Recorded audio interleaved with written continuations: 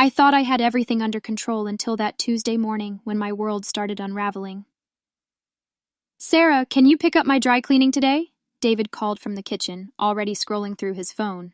"Sure," I replied, buttering Tommy's toast. "What time will you be home?" "Late. The Morrison case is going to trial next week." Of course it was. Everything was always going to trial, or depositions, or client meetings. I watched my husband of 10 years grab his briefcase and kiss my cheek like I was his secretary. "Bye, Dad," Tommy shouted, but David was already out the door. "Mom, why doesn't Dad ever eat breakfast with us anymore?" Tommy asked, syrup dripping down his chin. I forced a smile. "Daddy's just busy with work, sweetheart." But the truth was, we'd become strangers living in the same house. Our conversations had devolved into logistics. Who's picking up groceries? When's Tommy's soccer practice? Did you pay the electric bill? We were efficient roommates, nothing more. That's why I joined Platinum Fitness. At least, that's what I told myself. "Welcome to Platinum. I'm Marcus, and I'll be your trainer today." The man extending his hand had the kind of smile that made me forget I was wearing my old college t-shirt and hadn't done my hair. "Sarah Martinez," I managed, suddenly self-conscious. "Sarah," he repeated, like he was tasting my name. "I can already tell you're going to be my most dedicated client." Something in the way he looked at me made my pulse quicken. When was the last time anyone had looked at me like that? When was the last time David had really seen me? "So what brings you here?" Marcus asked, leading me toward the weights. I need something for myself, you know?" He stopped and turned to face me fully. "I know exactly what you mean. Sometimes we lose ourselves in taking care of everyone else." His eyes held mine for a beat too long, and I felt something I hadn't felt in years. Seen, wanted, alive. "Let's start with some basic movements," Marcus said, his hand briefly touching my shoulder to guide my posture. "Trust me, Sarah. I'm going to help you find exactly what you're looking for." As I drove home that afternoon, I caught myself smiling in the rearview mirror. For the first time in months, I felt like more than just David's wife or Tommy's mother. I should have recognized the warning signs then. I should have known that feeling alive again would come with a price I wasn't prepared to pay. "You're holding back," Marcus said during our third session, his hand lingering on my lower back as he adjusted my form. "I can see it in your eyes. You're capable of so much more." My breath caught. He wasn't just talking about the deadlifts, and we both knew it. "I don't know what you mean," I lied, but my voice came out breathless. "Sure you do." His fingers traced along my spine, ostensibly correcting my posture. "You're stronger than you think, Sarah. You just need someone to remind you." My phone buzzed. "David, working late again. Order takeout for you and Tommy." Marcus glanced at the message. "Let me guess, husband?" "Yeah, he's a lawyer, always busy." "When's the last time he told you how incredible you are?" The question hit like a physical blow. I couldn't remember. "That's what I thought," Marcus said softly. "A woman like you should be cherished, not taken for granted." After that session, the text started, innocent at first. "Great workout today. Your form is really improving." Then, "Can't stop thinking about your progress. You're stronger than you know." And finally, "Can't wait to see you tomorrow. You light up my entire day." I should have stopped it there. Instead, I found myself lying to David about my gym schedule. "I'm doing extra cardio," I told him one evening as he worked in his laptop at the kitchen table. He mumbled, not looking up. "Good for you." Meanwhile, Marcus and I were talking for hours after our sessions. He told me about his dreams of opening his own fitness studio, his difficult childhood, his ex-girlfriend who didn't understand his ambitions. "Your husband doesn't deserve you," Marcus whispered one evening as we sat in his car in the empty parking lot. The gym had closed an hour ago, but neither of us wanted to leave. "Marcus, I'm serious, Sarah. A woman like you should be worshipped, not ignored." When he kissed me, I felt like I was drowning and being saved at the same time. Every rational thought screamed that this was wrong, but God, it felt so right to be wanted again. "We can't," I whispered against his lips. "Why not? When's the last time he made you feel like this?" I couldn't answer because the truth was never. David had never made me feel electric, dangerous, alive. The affair became my oxygen. We met 3 times a week, sometimes in his apartment, sometimes in the empty yoga studio after hours. Maria Santos, the gym manager, would catch us exchanging lingering looks and shake her head, but she never said anything. "This is crazy," I told Marcus one afternoon as we lay tangled in his sheets. "Crazy good," he murmured, tracing circles on my bare shoulder. "You deserve to feel like this every day." I convinced myself this was about finding myself again, about reclaiming my power. But really, I was just trading one prison for another, one made of guilt and lies, and the constant terror of getting caught. "Mom, you seem happier lately," Tommy said one night as I tucked him into bed. "You're smiling more." My heart shattered into 1,000 pieces. Am I? Yeah. Did something good happen? I kissed his forehead, tasting the salt of my own tears. "Just trying to take better care of myself, baby," he yawned. "Good. I like it when you're happy." After he fell asleep, I sat in his doorway watching Hay, in breathe, thinking about what I was risking. But by morning, I was texting Marcus again. "Sarah, you're glowing. What's going on with you?" Elena asked during our weekly coffee date, studying my face with those sharp prosecutor eyes she'd inherited from law school. "Just the gym routine," I lied smoothly. "Exercise endorphins, you know." "Bullshit," Elena leaned forward. "I've known you since freshman year. This isn't about exercise. You're acting like a teenager with a crush." My coffee cup trembled in my hands. "Elena, please tell me you're not doing something stupid with that trainer you keep mentioning." "Of course not. He's just helping me get in shape." "Sarah," her voice was deadly serious. "Whatever's going on, stop it, now, before you destroy everything." I wanted to confess everything, the stolen kisses, the afternoon rendezvous, the way Marcus made me feel like the center of the universe. But I couldn't risk it. "There's nothing to stop," I said, changing the subject to Tommy's upcoming science fair. At home, the lies multiplied like cancer cells. I deleted text messages, cleared browser histories, invented elaborate stories about extended cardio sessions and nutrition consultations. "You look great, honey," David said one evening, actually looking up from his laptop. "The gym is really working for you." "Thanks," I managed, guilt burning in my throat like acid. He went back to his work, and I went back to my double life. Marcus and I grew bolder. We'd steal kisses in empty hallways, send each other photos that made my cheeks burn, plan elaborate fantasies about running away together. "Just leave him," Marcus whispered one afternoon as we lay in the yoga studio, surrounded by the scent of lavender and deception. "We could start over somewhere new, just you, me, and freedom." "It's not that simple. Tommy, kids adapt. He deserves a mother who's truly happy." I was so intoxicated by the fantasy, so drunk on feeling desired, that I never noticed the security cameras positioned throughout the gym. I never thought about digital footprints or credit card trails, or the fact that secrets, no matter how carefully guarded, always find a way to surface. The woman having the affair thought she was smarter than everyone else. The woman who would face the consequences was about to learn how wrong she was. "Sarah, we need to talk." David's voice cut through the morning like a blade. I looked up from the coffee maker to find him standing in the kitchen doorway, holding a manila envelope like it contained my death sentence. "What about?" I asked, but something in his expression made my blood freeze. He placed the envelope on the counter between us. 6 months, Marcus Thompson, Platinum Fitness. Each word hit me like a physical blow. My mouth went dry. "David, I can explain." "No need." His voice was terrifyingly calm. "I have everything. Gym security footage, credit card receipts, phone records, hotel charges. My private investigator was very thorough." The room started spinning. "Private investigator?" "Rachel Kim recommended him. Best divorce attorney in the state, by the way. She's already filed the paperwork." I tried to reach for him, but he stepped back like I was contaminated. "David, please, let me explain. It meant nothing." "It meant nothing?" He laughed, but there was no humor in it.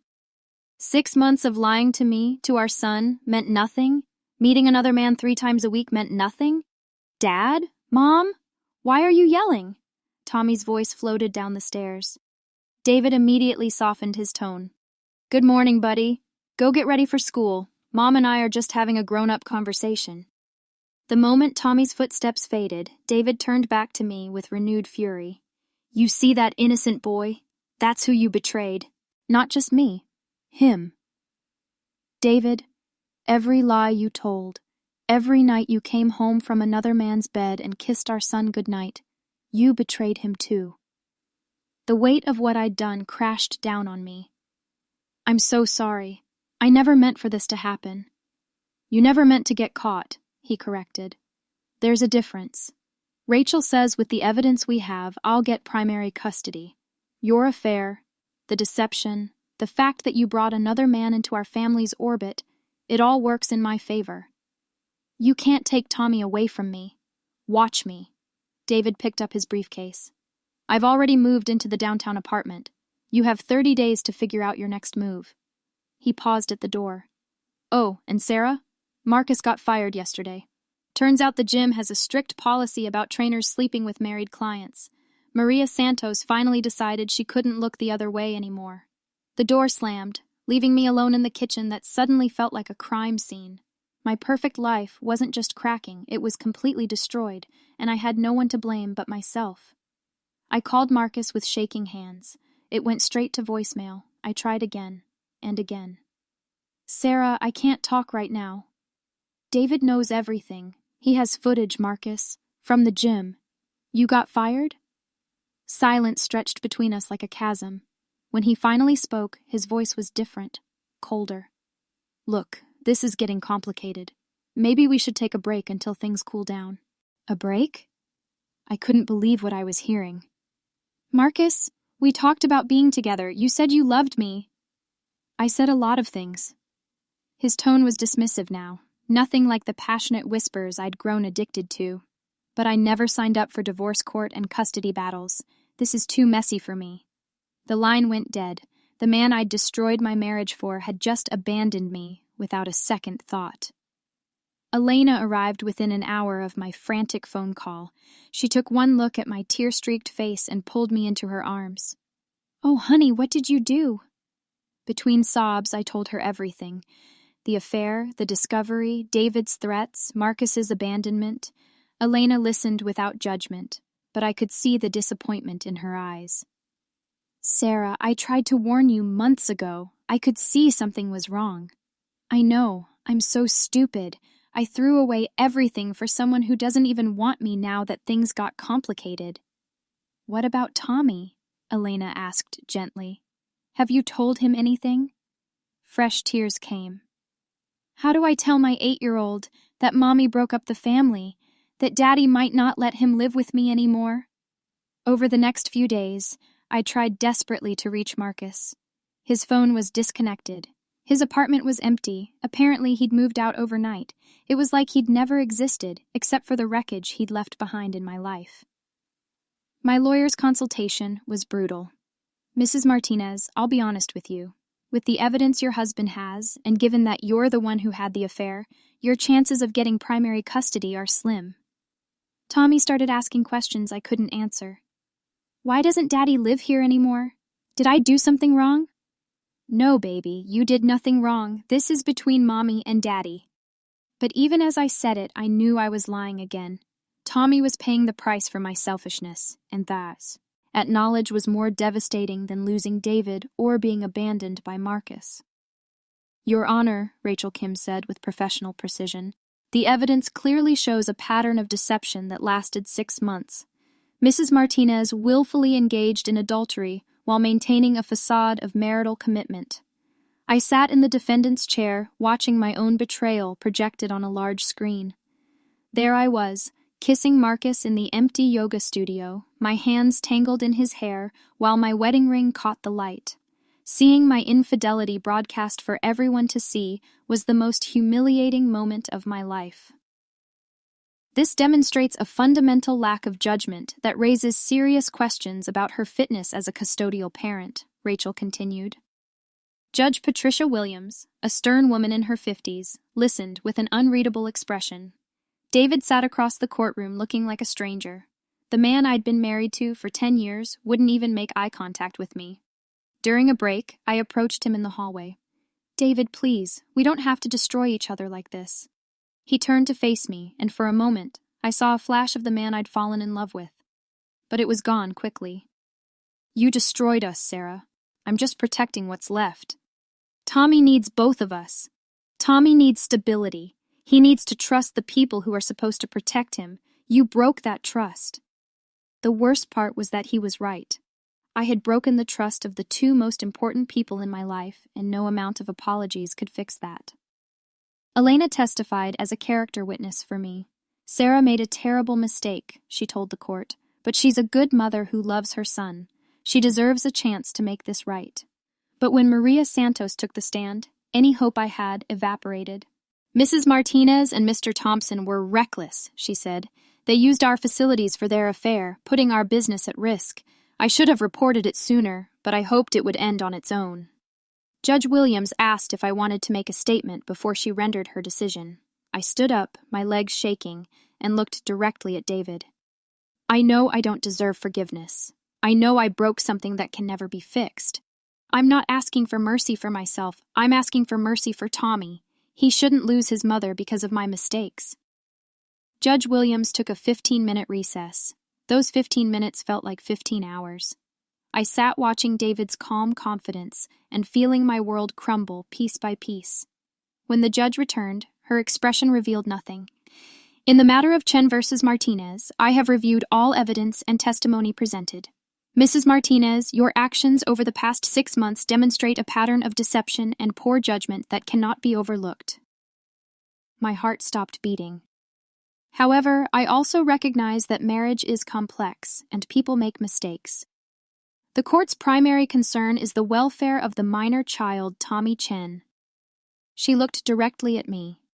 "Mrs. Martinez, you will have supervised visitation every other weekend and 1 evening per week. Mr. Chen will have primary physical custody. This arrangement will be reviewed in 1 year, contingent on Mrs. Martinez completing court-ordered counseling and demonstrating stability." The gavel came down like a gunshot. David had won. I'd lost my son, my marriage, and my home because of 6 months of lies. "Sarah, this isn't the worst outcome," my lawyer whispered. "Supervised visitation could have been denied entirely." But it felt like the worst outcome to me. I watched David straighten his tie and collect his briefcase, already moving on with his life while mine lay in ruins. Outside the courthouse, Elena waited for me.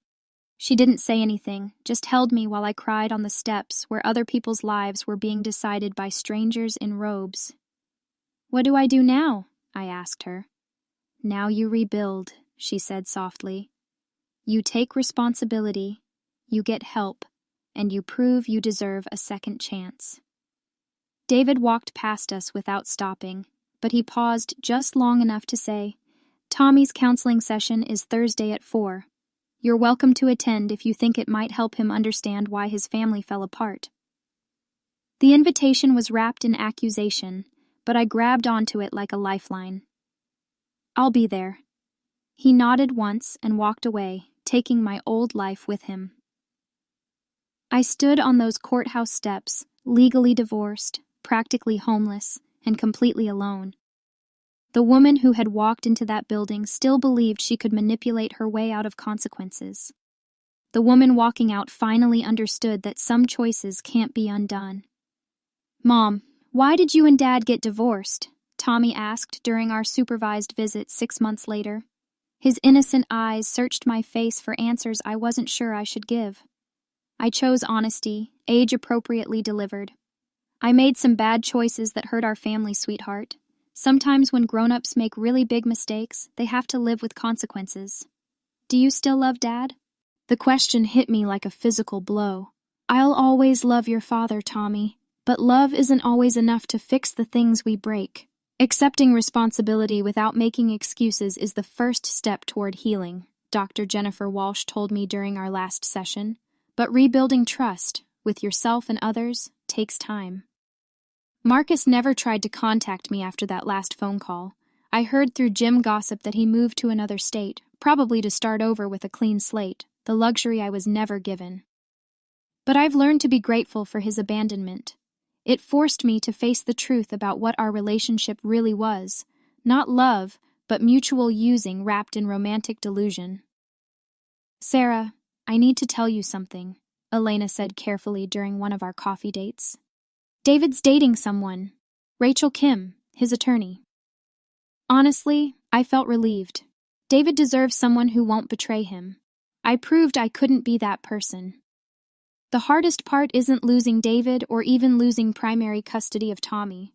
The hardest part is looking in the mirror every morning and seeing someone I don't recognize. The woman who cheated for 6 months feels like a stranger now, but I can't pretend she wasn't me. I made those choices. I told those lies. I destroyed my family for someone who disappeared the moment things got difficult. Tomorrow, I have another supervised visit with Tommy, and we're planning to go to the Science Museum. Small steps toward rebuilding something real. I still love David. I probably always will. But I've learned that love without respect, trust, and commitment is just another form of selfishness. I wasn't loving David when I was betraying him. I was loving the security he provided while I satisfied my ego with someone else. The woman who had an affair thought she could control the consequences of her choices. The woman writing this journal knows better.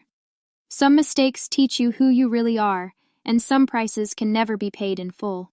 But maybe, if I'm very careful and very honest, I can earn back the right to be Tommy's mother. Maybe that's enough redemption for one lifetime.